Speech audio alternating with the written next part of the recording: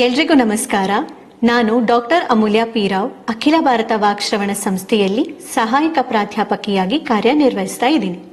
ಇವತ್ತು ನಾನು ಸೀಳು ತುಟಿ ಮತ್ತೆ ಸೀಳು ಅಂಗುಳ ಎಂದರೇನು, ಅದಾಗೋದಕ್ಕೆ ಕಾರಣ ಏನು, ಅದಾದಾಗ ಯಾರನ್ನ ಸಂಪರ್ಕಿಸಬೇಕು ಹಾಗೂ ಏನ್ ಟ್ರೀಟ್ಮೆಂಟ್ ತಗೊಳ್ಬೇಕು ಅಂತ ತಿಳಿಸೋಕೆ ಇಲ್ಲಿಗೆ ಬಂದಿದ್ದೀನಿ.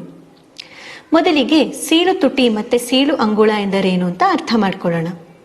ಗರ್ಭಾವಸ್ಥೆಯ ಮೊದಲು 3 ತಿಂಗಳಲ್ಲಿ ನಮ್ಮ ಮುಖದ ರಚನೆ ಆಗತ್ತೆ.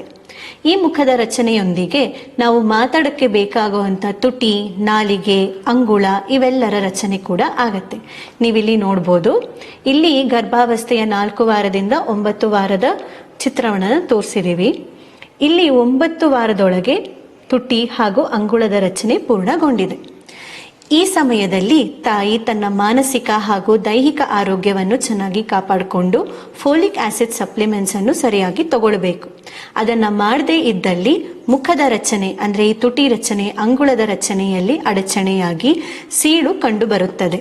ನೀವಿಲ್ಲಿ ನೋಡ್ಬೋದು, ಇಲ್ಲಿ ತುಟಿಲಿ ಸೀಳು ಕಾಣುತ್ತಿದೆ, ಹಾಗೇನೆ ಅಂಗುಳದಲ್ಲೂ ಸೀಳು ಕಾಣುತ್ತಾ ಇದೆ. ಮಗು ಹುಟ್ಟಿದ ತಕ್ಷಣ ಮಗುವಿಗೆ ಸೀಳು ತುಟಿ ಹಾಗೂ ಸೀಳು ಅಂಗುಳ ಇದೆ ಅಂತ ತಿಳಿದು ಬರುತ್ತದೆ. ಇದಾದ ನಂತರ ಡಾಕ್ಟರು ಅದನ್ನು ಸರ್ಜರಿ ಮೂಲಕ ಸರಿಪಡಿಸಬಹುದು ಅಂತ ಹೇಳಿ ಸರ್ಜರಿ ಸಹ ಮಾಡ್ತಾರೆ.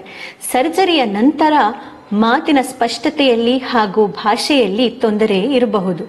ಆವಾಗ ನೀವು ಅಖಿಲ ಭಾರತ ವಾಕ್ಶ್ರವಣ ಸಂಸ್ಥೆಗೆ ಕರ್ಕೊಂಡು ಬಂದು ವಾಗ್ಭಾಷಾ ತಜ್ಞರ ಹತ್ರ ಪರೀಕ್ಷೆ ಮಾಡಿಸ್ಬೇಕು. ಪರೀಕ್ಷೆ ಮಾಡಿ ಅವರು ತರಬೇತಿ ಕೊಡ್ತಾರೆ.